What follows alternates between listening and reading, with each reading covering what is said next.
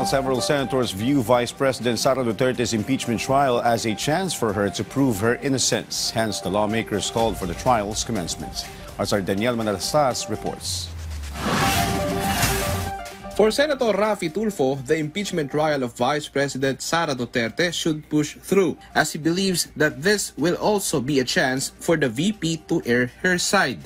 Mas maganda, di ba, ma-clear niya yung name niya sa pamagitan ng pagdidepensa niya doon sa impeachment at mapapatunayan na inosente siya as opposed to yung mababasura. For now, sinasabi nga niya na inosente siya, so let her prove it na inosente siya. Mas maganda yung ma-prove niya na inosente sa pamagitan ng trial. Tulfo said there are a lot of allegations against the Vice President, asking how she will be able to prove her innocence without trial. He also believes that the Senate's jurisdiction should no longer be an issue. Dapat I should be prepared.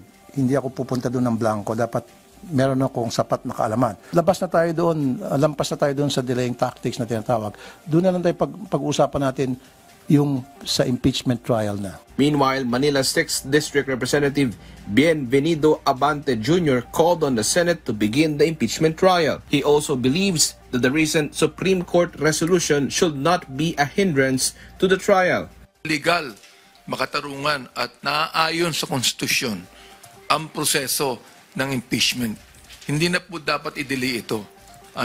Hindi ito gawa-gawang reklamo.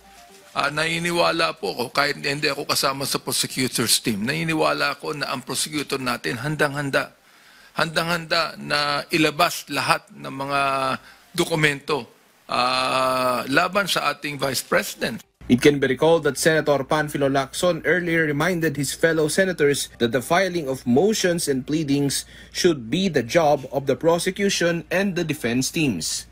Daniel Manalastas from the National TV for a new and better Philippines.